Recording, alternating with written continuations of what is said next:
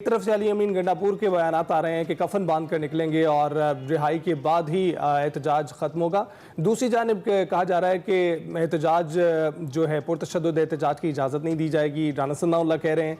तो आप कैसे देखते हैं इस तरह आपको 2014 का रिप्ले होता हुआ नजर आ रहा है? बड़ा फर्क है। 2014 में पीटीआई एस्टैब्लिशमेंट के साथ खेल रही थी। तमाम तर इंतजामात उस वक्त जनरल जहीरुल इस्लाम जंजुआ कर रहे थे और वो 6 दिन का प्लान था। इब्तदाई तौर पे कि 14 अगस्त को लाहौर से निकलेंगे और 20 को इस्लामाबाद फतह हो जाएगा। और 14 अगस्त को सारा दिन इमरान खान वहां पे लाहौर में घूमते रहे और उनके साथ शायद 2000 लोग थे तकरीबन, जब वो रावी का पुल क्रॉस किया, और ताहिरुल कादरी के साथ 20 से 25,000 लोग थे। तो जो इब्तदाई प्लान था वो ठुस हो गया था, क्योंकि तवज्जो का मरकज थे इमरान खान, और इमरान खान ने लाहौरियों को लाहौर में ही घुमा घुमा के थका दिया और वो सारे वापस चले गए। और फिर अगले दिन गुजरांवाला में जो वाकया हुआ था, जो किसी ने ताहिरुल कादरी की उसमें तो ट्रक पे तो नहीं बरसाए थे पत्थर, जो मुस्लिम लीग के सामने आए भी थे वो इमरान खान पे आए थे, और ये शेख रशीद समेत जो उस वक्त सबको जलाओ घेराव करा रहे थे, सब उस ट्रक के नीचे अंदर घुस गए थे, बाहर नहीं खड़े हुए थे। मैं इसलिए बता रहा हूँ कि 2014 का आपने जिक्र किया। फिर ये चौधरी निसार अली खान को इन्होंने मैसेज किया कि टेक माई वर्ड्स कि मैं अपारा से आगे नहीं जाऊंगा। उन्होंने ओके किया, अपारा ला के बिठाया, और फिर ये 30 अगस्त को वहां चल पड़े आगे उस तरफ जाने के लिए, रेड जोन में। वहां मरियम नवाज ने बताया कि नवाज शरीफ ने इनको इजाजत दी है कि ये यहाँ आके बैठ जाए। ये चीजें हमारे नाजरीन को बिल्कुल देखनी चाहिए, पता होनी चाहिए कि 14 में क्या हो रहा था मंजर। लेकिन फिर जब मदद आई, जनरल राहील शरीफ ने इनको बुलाया, तो कादरी साहब भी अपने तमाम नुस्खे लेके पहुंच गए थे और इमरान खान भी चले गए थे, और फिर इनको इनके हाल पे छोड़ दिया गया था। फिर ये आगे चले पीएम हाउस, तो आंसू गैस के शेल चले। तो प्लान पूरा था। आईजी ड्यूटी छोड़ के जा चुके हुए थे चीमा साहब, एसपी नेकोकारा निकल चुके हुए थे मैदान से, और 2 एएसपी थे जिन्होंने आंसू गैस के लॉन्चर चलाए, और इमरान खान के गिर्द से तमाम लोग जा चुके हुए थे उस वक्त। सिर्फ कादरी साहब के साथ थोड़े लोग रह गए थे। फिर प्रेस रिलीज आई कि अपने ही लोग हैं आईएसपीआर की, जनरल राहील शरीफ की तरफ से, कि इनको और ना करें, वरना उस वक्त धकेलने का प्रोग्राम चौधरी निसार का भी बन चुका हुआ था कि इन इस्लामाबाद से बाहर छोड़ा है। फिर आर्मी पब्लिक स्कूल की वजह से वो इमरान खान को, जब उनके कजन भी जा चुके हुए थे और बकौल उनके अपने लोगों के कुछ माल शाल लेके वो लपेट के जा चुके हुए थे सब चीजें, इन्हें वापस उठना पड़ा 16 दिसंबर को। अब उसके बाद 16 में भी आए ये परवेज खटक भरपूर कुव्वत से आए, जो आज शो कर रहे हैं अली अमीन गंडापुर, और चौधरी निसार अली खान वजीर दाखिला थे, अगेन उनको नहीं आने दिया गया। अब अली अमीन गंडापुर तीसरी चौथी दफा आएंगे। शेर आया शेर आया शेर आया 3 दफा कर चुके हैं। अच्छा, चौथी दफा की बारी अब इनकी होगी, जिसपे आप बयानात इकट्ठे कर लें, राना सनाउल्लाह के भी, एहसन इकबाल की अभी आपने बात सुनाई। तो ये इस वक्त एस्टेब्लिशमेंट साथ नहीं है इमरान खान के। तो हुकूमत और जो एस्टेब्लिशमेंट सिचुएशन एक है पेज पे खड़े जिसमें हैं। बार बार शेर आया वाली सूरत हाल का आपने जिक्र किया, बार बार कहा जा रहा है कि अब एहतजाज होगा, बानी पीटीआई जो है वो इशारा करेंगे तो हम सड़कों पर निकल आएंगे, जिस तरह से अली ने भी जिक्र किया। तो इस बार भी पाकिस्तान तहरीक इंसाफ जो है वो या तो किसी अंपायर की तलाश में है या फिर इशारा ढूंढ रही है। नहीं, इस वक्त उनकी उम्मीदें जो बाहर बैठे हुए लोग हैं सदर ट्रंप के साथ हो गई हैं कि शायद वो कोई बात करेंगे।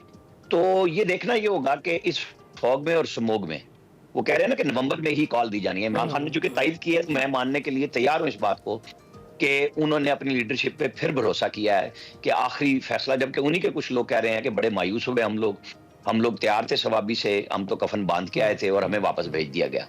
अब ये कह रहे हैं कि शायद प्लान इस तरह का होगा कि डिवीजन लेवल, डिस्ट्रिक्ट लेवल पे दोबारा से, यानी बैक टू स्क्वायर वन, फिर वहीं से शुरू करेंगे काम जहां से पहले दिन से शुरू हुए थे।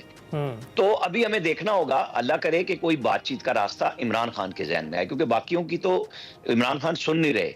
वो अब इस बात पे लगे हुए हैं कि बस अब फाइनल कॉल महीने देनी है। इमरान असगर हमारे रिपोर्टर हैं जो अडयाला जेल रेगुलर कवर करते हैं, मैंने उनसे परसों पूछा था, तो इमरान खान ने ओन किया था कि हाँ मेरी पार्टी ने ठीक किया, मैं भी यही चाह रहा हूँ कि बिल्कुल तैयारी होनी चाहिए कि कोई रिस्क ना हो। तो ये जो तैयारी है और रिस्क ना हो, उसमें आप पुरअमन एहतजाज 7 लफ्ज कहते हैं, और तारीख आपकी भरी पड़ी हुई है कि आप पीटीवी पे भी हमला करते हैं, आप सुप्रीम कोर्ट पे भी जा पहुंचते हैं, पार्लियामेंट पे जाके आप गाड़ी आप और हम सब ने देखी थी, टकरे मार रहे थे ताकि वो जंगले तोड़ दिए जाएं। 245 के तहत फौज को भी फिर होना है, यहाँ पे रेंजर्स भी होंगे। तो टकराव अल्लाह ना करे कि हमारे इदारों और हमारे लोगों के दरमियान में हो। बीच का रास्ता निकलना चाहिए और वो निकलता है पार्लियामेंट से। पीटीआई को, गवर्नमेंट को, सबको बिल्कुल रास्ता बहरहाल मुज़ाकरात का ही लेना बिल्कुल होगा। ठीक कह रहे हैं कि बीच का रास्ता निकलना चाहिए और वो पार्लियामेंट में निकलता है। और जो नून लीग के रहनुमा यही सजेस्ट कर रहे हैं पीटीआई को बार बार कि आप पार्लियामेंट में आए, कौमी असेंबली में आए, अपने मुतालबात वहां पर रखें, ना कि सड़कों पर रखें। लेकिन इसके साथ साथ हम ये देखते हैं कि जब भी पीटीआई एहतजाज की कॉल देती है, पुरतशद्दुद किसी वक्त हो भी जाता है, लेकिन जो नून लीग हुकूमत में होने के बाद उसको काबू में करने की, उसको कंट्रोल करने की कोशिश करती है, वो हमेशा उसका पासा मुख्तलिफ ही पलट जाता है। और हम आपने जैसा ताहिरुल कादरी की बात की, वहाँ पर भी इन्होंने फोर्स का इस्तेमाल करने की कोशिश की, वो भी हलक को आ गया।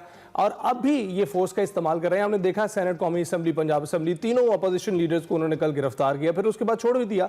लेकिन आप देखते हैं कि अगर फोर्स का इस्तेमाल इसी तरह से नून लीग करती रही तो वहाँ पर उनको कोई फ़ायदा होगा इस चीज़ से, या फिर वो इस एहतजाज को काबू कर पाएंगे?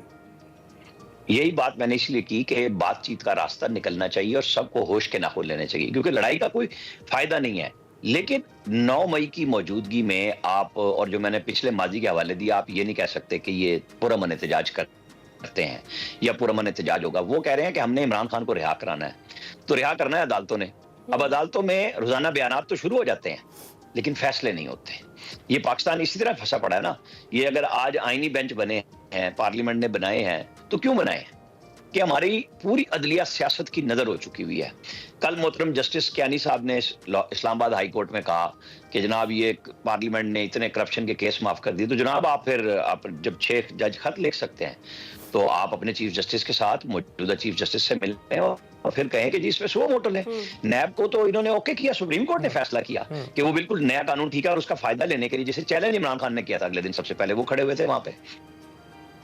आपको पता है ना कि जब इमरान खान ने चैलेंज किया था कि नैब का नया कानून पीडीएम गवर्नमेंट ने जो बनाया था वो गलत है, जब वो दुरुस्त करार पाया अदालत से तो उससे फायदा लेने पहुंच गए। ये हमारे दोगलापन है। हमारे सब सियासतदान इस तरह करते हैं। आज अगर नवाज शरीफ उसका फायदा लेने, जरदारी साहब उसका फायदा लेने के लिए तो शाखाना गाड़ियों के केस में पहुंच गए हैं, तो कोई फर्क तो नहीं रहा ना किसी में भी कि मुझे फायदा और मुझे नुकसान है। मैं किसी एक की बात नहीं करता, केसेस की बात हो रही है अब। बिल्कुल। अच्छा आमिर साहब, अगर हम देखें 190 मिलियन पाउंड्स केस पर आज इसलिए कहता हूं कि फिर महंगाई के साथ उसकी तरफ होनी चाहिए। जी। अच्छा, मैं 190 मिलियन पाउंड्स केस का जिक्र कर रही थी। आज हतमी मरहले में वो दाखिल हो गया केस, आज समाअत होनी है और जवाब आज जमा कराया जाना है। तो क्या देख रहे हैं आप, एक तो इस केस के हवाले से, दूसरा ऑलरेडी राना सनाउल्लाह इसके ऊपर कॉमेंट कर चुके हैं। वो कह चुके हैं कि इस पर जो है वो उनको सजा मिलेगी ही मिलेगी। तो इससे शकूक व शुबात बढ़ नहीं जाते? आप जुल्फी बुखारी हों, उस्मान डार हों, इमरान खान हों, यही बयानात जब ये हुकूमतों में थे सारे यही बयान दिया करते थे। मुमासलत ढूंढ लें। वो कहते हैं मैं चेयरमैन नैब के पास उस्मान डार, मैं ख्वाजा आसिफ के इतने बड़ी बड़ी फाइलें देख के आए और अगले चंद दिन बाद ख्वाजा आसिफ अरेस्ट हो जाते हैं। यही कुछ हो रहा था ना। तो फिर हम किस चीज को एहतसाब मानेंगे, हम किस चीज को कहेंगे? 190 मिलियन पाउंड में आज मुझे कुछ भी नहीं लग रहा, क्योंकि एक तो शायद उनके वकील ने कल कहा था, जो एक परसेप्शन बनी कि जी FIA का प्रोसिक्यूटर नहीं आया तो 20 नवंबर की डेट मिली, वो इनके इमरान खान के वकील ने कहा था मैं 20 से पहले अवेलेबल नहीं हूँ। नंबर 1 हो सकता है कि वो वहां पे ये बात कहें।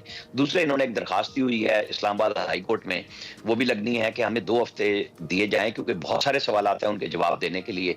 दोनों तरफ से अपने अपने केस को कानूनी नुकात पे डिले करने के लिए कोशिश की जा रही है। अच्छा।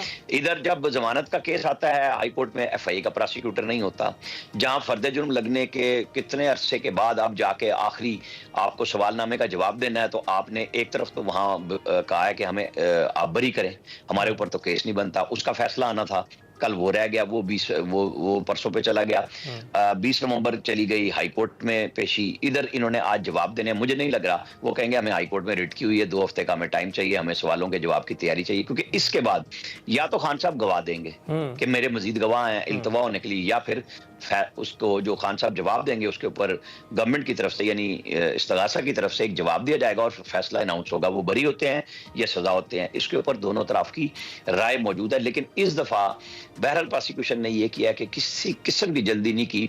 36 दफा एक आखिरी गवाह के बयान पे इल्तवा मिला और बहस हुई और जाके वो कंक्लूड हुआ कि हाई कोर्ट में पिछली सजाओं में इमरान खान को सबसे ज्यादा फायदा ये हुआ कि इलेक्शन से पहले 3 सजाएं ऊपर तले हुई और उसके अंदर ड्यू प्रोसेस नहीं हुआ था, जिसके नतीजे में केस के मेरिट पे जाए बगैर केस उड़ा दिया गया। अच्छा, तो ठीक आमिर है, साहब, तो अब ये बहस एक तवील अरसे में चली गई है और इस तरह से ये चाह रहा है, गवर्नमेंट के जो लोग चाह रहे हैं कि इसके अंदर कोई लकूना ना हो कि हाई कोर्ट में उनको फायदा मिले। अच्छा, तो आमिर साहब ये भी बताइएगा कि आप कह रहे हैं कि राना सनाउल्लाह जो हैं वो हुकूमत में बैठे हैं और हुकूमत में बैठे जो अशखास हैं वो ऐसी बातें करते हैं, लेकिन हम दूसरी जानिब देखते हैं कि ऑपोजिशन में रहने वाले भी तो वही सब कुछ करते हैं जो इस वक्त पीटीआई कर रही है। अब इत्तेहाद की बातें भी हो रही हैं और मौलाना और पीटीआई इकट्ठे होकर अगर सड़कों पर आ गए तो आपको लगता है कि हुकूमत के लिए मुश्किलात खड़ी हो जाएंगी, क्योंकि मौलाना के पास स्ट्रीट पावर तो है और बड़ी फैन फॉलोइंग भी है उनके पास। मौलाना का शायद कल नवाज शरीफ के साथ खाना भी है लंदन में और रात को वो बैठ रहे हैं। आपको पता है आईनी तरमीम तो गवर्नमेंट ने बहुत दिन पहले अपने मेंबर पूरे कर लिए थे और वो नहीं चाहते थे कि मौलाना फजलुर रहमान स्ट्रीट एजिटेशन में पीटीआई के साथ बने, क्योंकि ये बात मुस्लिम लीग और पीपल्स पार्टी से ज्यादा कोई बेहतर नहीं जानता कि इन्होंने पीडीएम में मौलाना फजलुर रहमान को साथ मिला के उन्हें सरबराही दे के और अपने फायदे लिए, और जब इलेक्शन हो गया उसके बाद मौलाना फजलुर रहमान अकेले रह गए। वो कहते हैं तुम सब सेट हो गए, मैं उनका गुस्सा भी नहीं खत्म हो रहा। उन्होंने पीटीआई के साथ भी हाथ मिलाया, जब पीटीआई उनकी इक्तदा में मुक्तदी हुई तो वो मिल गए उनके साथ। वो प्रेशर दोनों तरफ रख रहे हैं कि उनको भी सियासी तौर पे बड़ा फायदा हुआ कि जब पीटीआई बार बार जा रही थी तो लोगों में उनकी जो पीटीआई के लोगों ने पजीराई शुरू कर दी। जो डीजल कहते कहते नहीं हटते थे, नाम रखते नहीं हटते थे, वो अब उनके पीछे नमाजें पढ़ रहे हैं जाके। आज मौलाना फजलुर रहमान के पीछे सारी सियासी जमातें, हुकूमत की हो या अपोजिशन की, तो वो उसका फायदा ले रहे हैं। और मेरे हिसाब किताब में मौलाना फजलुर रहमान ही के जरिए कल को अगर कोई सियासी रास्ता बनता है तो वो निकलेगा और वो पार्लियामेंट से ही जाएगा। मौलाना ने एक दिन कहा था कि आप फॉर्म 45 और 47 को छोड़ दें, ये पार्लियामेंट आ गई है। फिर उन्होंने गुस्से में कहा कि बिल्कुल बकवास है, सब इलेक्शन दोबारा इलेक्शन होने चाहिए। ये चीजें उनके गिर्द मिलने वाले लोगों के साथ उनके बयानात को आप हम उतार चढ़ाव देखेंगे, उस पर बात भी करते रहेंगे और सियासत इसी चीज का नाम है। बिल्कुल इसी चीज़ का है। बहुत शुक्रिया आमिर साहब, आप हमारे साथ मौजूद थे और हम खासतौर पर पाकिस्तान तहरीक इंसाफ की जो हिकमत अमली है इस वक्त एहतजाज की, उस पर हम बात कर रहे थे। इसी के साथ एक छोटी सी ब्रेक पर आप कहीं मत जाइए।